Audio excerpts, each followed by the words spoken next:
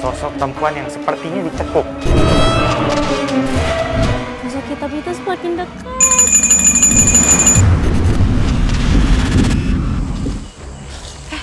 Frisly tiba-tiba saja berlari ke arah pendopo seolah ia sedang melihat satu sosok. Di bawah sini, persis di bawah tempat seperti padepokan ini ada sosok menghadap ke arah sini. Sosok laki-laki bertubuh besar dan agak berisi. Tingginya, bahunya itu di kupingnya Fasya. Jadi tingginya segini. Tapi sosok itu berkulit putih dan tidak mempunyai kepala. Berdiri di sini. Sosoknya memakai jas hitam panjang mendekati lutut dan ada beberapa kantung depan. Baju dalamnya itu seperti terkena cucuran darah. Jadi banyak darah. Dia tidak bisa berkata apa-apa. Jujur aku nggak punya komunikasi apapun sama dia, Fasya. Tapi dia lagi ngapain Kak Frisly? Berdiri di sini. Berdiri di sini. Diam aja. Diam aja. Kayaknya aku ngerti deh. Maksudnya kenapa kita ketemu sama sosok ini juga. Tadi kan kita sempat ketemu sama narasumber masyarakat di sini. Yeah. Dan beliau bilang kalau seringkali melihat sosok hitam. Menurutku sosok hitamnya itu nggak sepenuhnya yang di depan tadi. Tapi banyak orang yang tidak sengaja juga melihat sosok ini. Iya, melihat ini. Karena nggak ada yang bisa ngelihat di bagian leher ke atas. Ini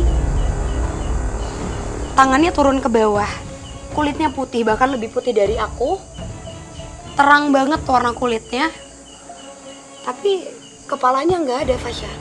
Dan sosok ini tidak bisa diajak berkomunikasi. Nggak bisa. Pokoknya mah ngelihat aja aku tinggi lah, besar udah gitu aja. Kayak ada yang jalan. Iya, kayak ada yang jalan dari belakang Bawah. sini. Karena emang jujur pendopo ini menjadi tempat favorit untuk perempuan yang memakai kebaya tadi. Jadi aku dapat gambaran lagi sekilas. Itu memang di tahun dulunya sebelum tempat ini ada. Dan ini masih menjadi daerah perkebunan. Ada namanya padepokan yang khusus dihuni dan berilmu. Itu untuk para perempuan. Jadi kalau biasanya kita tahu padepokan itu diisi sama laki-laki, kali ini padepokannya diisi oleh perempuan. Adanya sosok berkebaya di area pendopo ini ternyata juga sering dilihat oleh Pak Ishak yang bertugas sebagai pengurus kebun di sini. Nah, di sini ada cewek gitu, ibu-ibu yang pakai kebaya gitu, kayak kebaya yang sini di pendopo loh. Dan sosok ini sepertinya menjadi sosok yang aku bilang tadi agak rancung liatnya karena kayaknya ada hubungannya. Ada hubungannya sama sosok yang berkebaya kuno tadi. Oke Kak Frisly, tapi mungkin aku mau balik lagi ke sosok wanita berkebaya itu ya Kak Frisly. Dia itu berarti memang ada di tempat ini karena dulunya tempat ini padepokan. Tidak jauh dari sini menjadi padepokannya mereka. Padepokan para perempuan. Terus kenapa akhirnya dia memutuskan untuk pindah ke tempat ini? Kalau menurut aku karena ini kan juga masih asri ya Fasya, masih banyak pepohonan. Betul. Jadi emang mereka tertarik untuk menghuni di sini dan mungkin memang masih ada bekasnya, entah itu seperti bekas batunya atau bekas memang bangunan aslinya atau mungkin malah ada bekas tulang belulangnya mereka yang memang ada di tanah ini. Oke, terus Nih sosoknya aja tinggi banget. Ini aku megang bahunya. kayak lanjut ke sosok wanita lagi ya Kak Frisly.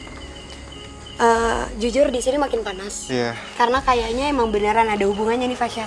Sosok yang tidak mempunyai kepala ini ada hubungannya sama sosok perempuan yang memakai kebaya. Oke.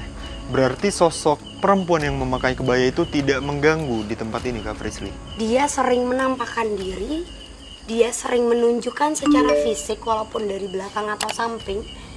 Tapi untuk mengganggu secara personal itu tidak.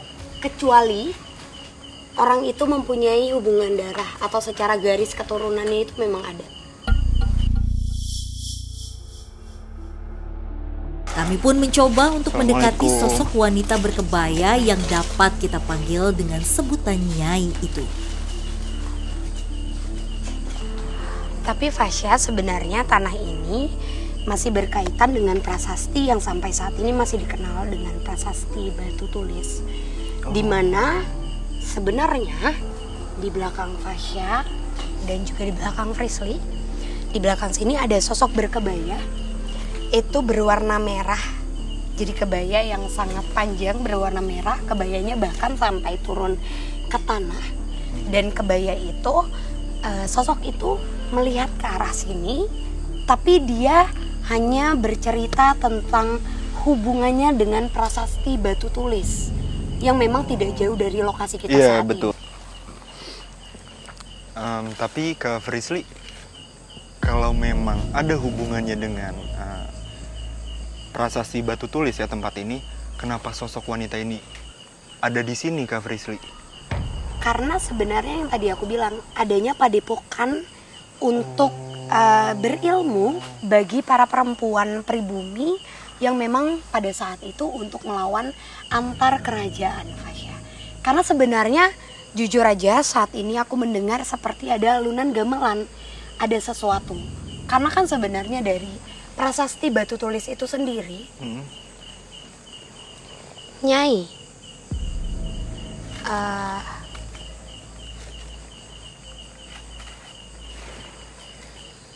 Oke, teman-teman, sepertinya Kak Frisly sedang berkomunikasi dengan sosok yang bisa kita sebut Nyai, yang dimana sosok itu berada di sini ya, karena tempat ini itu ada hubungannya dengan prasasti batu tulis seperti yang Frisly katakan tadi. Aksara. Menarik lokasi kita kali ini. Sebenarnya kata dia terikat dengan batu yang bertuliskan aksara Sunda kuno. Aksara Sunda baku, aksara Sunda kuno yang mengkaitkan dengan kerajaan Pajajaran di abad 11. Dan jujur aku keringetan banget karena pada saat komunikasi aku tadi seperti dihantarkan. Karena sebenarnya memang benar Fasya, kalau di lokasi ini banyaknya masyarakat yang melihat sosok berkebaya. Oh, sosok wanita berkebaya. Betul. Ya?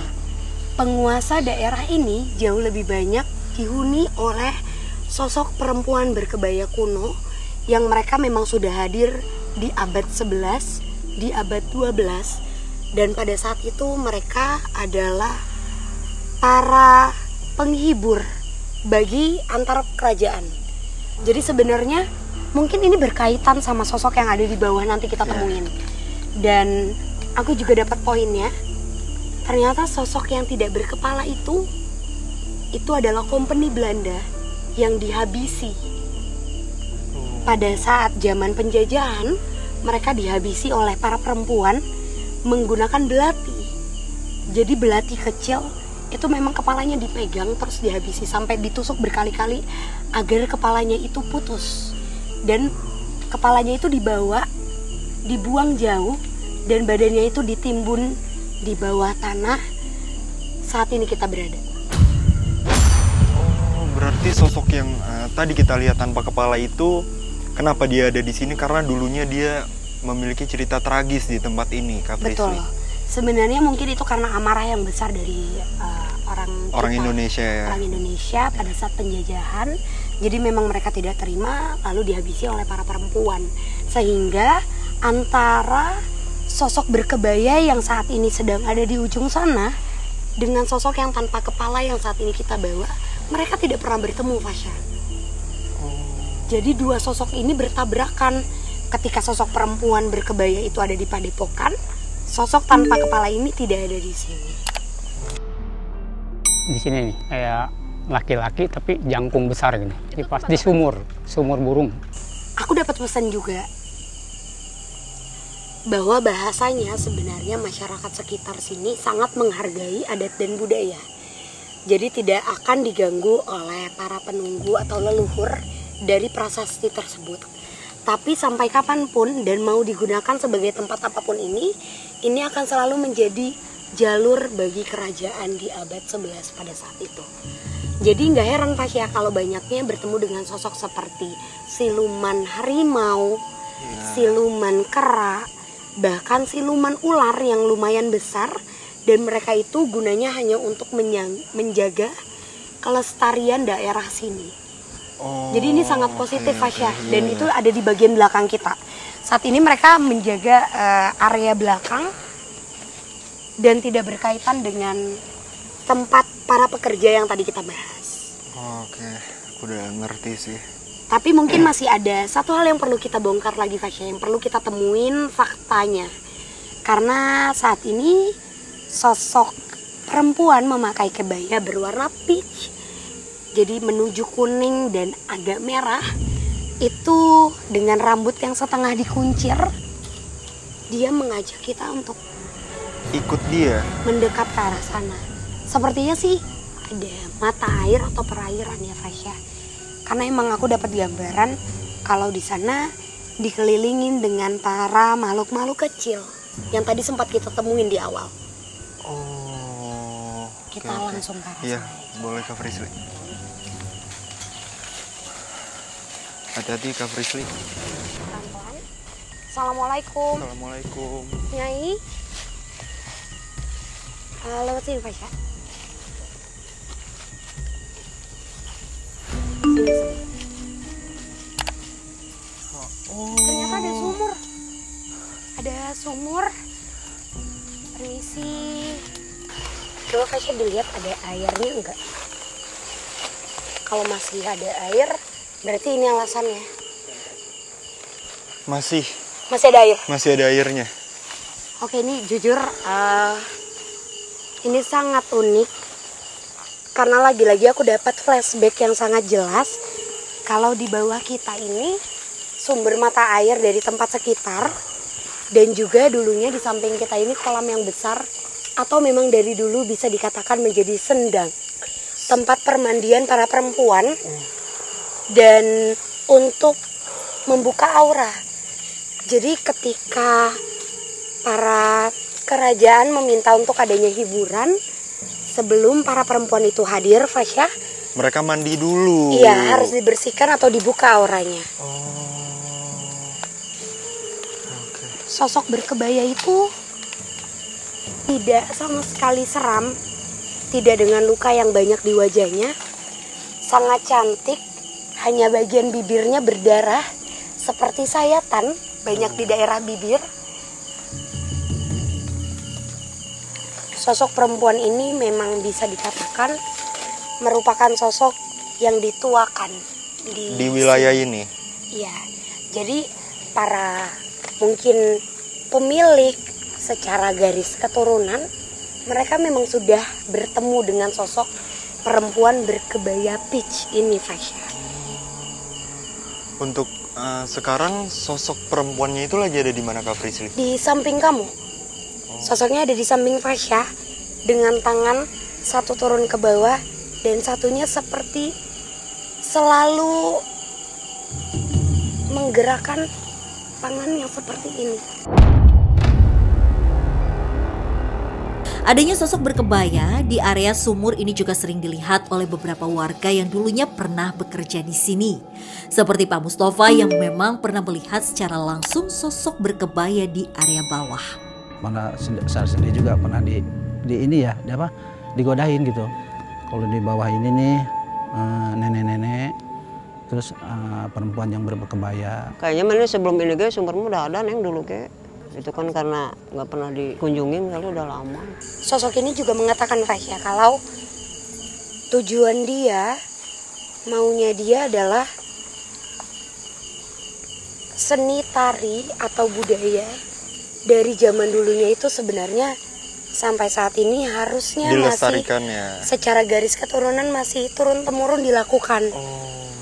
Dan ini juga merupakan sosok yang tadi aku bilang ketika zaman dulu ini masih menjadi gerbang, ini daerah gerbang dengan pintu besi yang tadi kita masukin. Kalau mau masuk ke sini tuh kita harus membawa seperti piringan tanah liat yang diisi dengan bunga mawar kering. Jadi emang sepertinya itu makanan kesukaannya Fasya. Oh, berarti memang banyak orang yang sudah tahu soal sosok ini juga ya Kak Frisly? Aku yakin sudah tahu. Mungkin kalau di tahun ini banyak masyarakat yang hanya melihat itu sebagai sosok penampakan aja. Oh. Jadi nggak ada yang tahu secara besar seperti apa cerita dari asal muasalnya. Oke, tapi Kak Frisly, si sosok ini tuh membawa kita ke sini tuh dengan tujuan apa? Hanya ingin memberitahu kah atau? Nyium wanginya nggak? Iya. Aku dari tadi, dari awal masuk ke tempat ini ya, aku langsung mencium wangi-wangian. Aku bingung ini tuh wangi apa, cuma wangi yang harum. Iya. Wangi yang harum. Jadi sebenarnya ketika sosok ini hadir, kita semua akan mencium wangian yang sangat mendekati bau seperti bunga melati campuran dengan bunga mawar. Jadi menurut aku mungkin ini wangian yang hadir dari bunga-bunga yang tadi dia maksud Fasya. Dia menunjukkan secara fisik. Terus alasan kenapa sosok ini membawa kita, karena beliau ingin menceritakan bahwa asal muasalnya keberadaan dia ada di tempat ini. Dan memang Fasya sebenarnya ada cerita sedih yang dia sampaikan. Apa itu Kak Frisly? Jadi lagi-lagi aku ketarik ke ceritanya.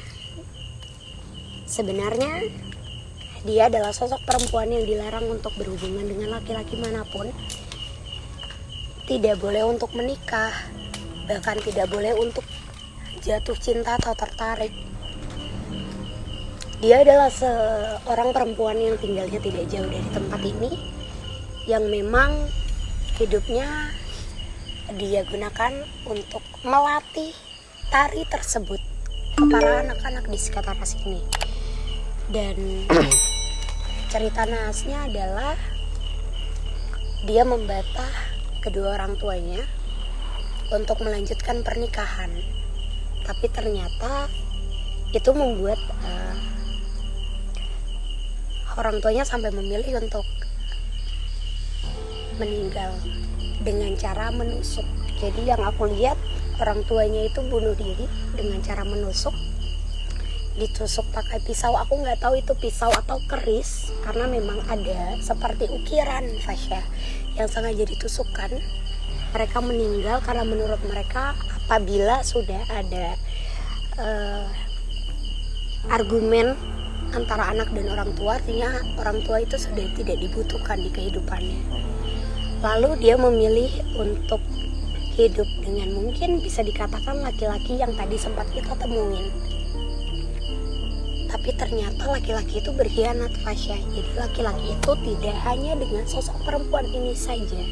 Dia berkhianat, dia menjanjikan kalau wilayah ini akan terus tentram, diberikan kebahagiaan dan juga kemakmuran. Tapi ternyata itu nihil. Tidak ada sesuatu yang terjadi, tidak ada perubahan yang terjadi. Lalu sosok perempuan ini memang sempat seperti berantem yang hebat, sampai mengalami kayak robek di bagian bibir. Dan sosok perempuan ini meninggal masuk ke bawah sini. Tapi dulunya sumurnya ini tidak kotak seperti ini Fasya, hanya seperti batu kecil yang dilingkarin. Jadi tanah tapi dikelilingnya ada batu-batu kecil. Ya. Jadi bukan yang dibangun tinggi seperti ini. Dan memang dia meninggal. Jadi sampai kapanpun, dengar gak sih ada suara lagi? Dari belakang sana. Ada suara lagi yang mungkin memang mengiyakan. Sampai kapanpun. Dan memang dia meninggal. Jadi sampai kapanpun, dengar gak sih ada suara lagi? Dari belakang sana. Ada suara lagi yang mungkin memang mengiyakan. Sampai kapanpun.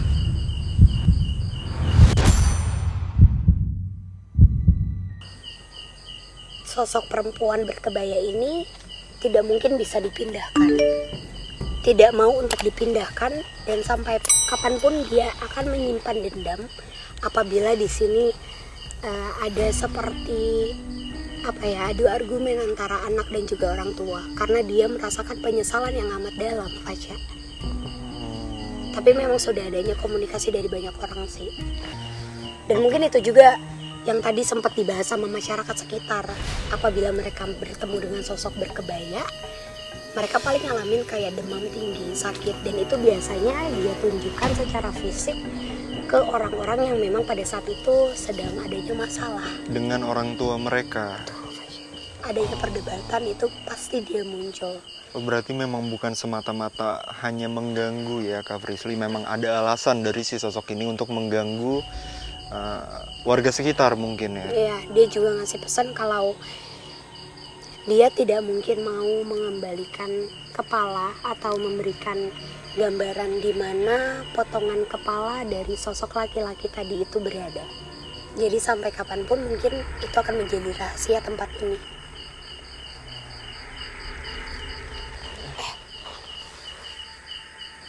Banyak sekali gangguan ya kayaknya. Itu tadi ada langkah ya? Iya, dari arah sana.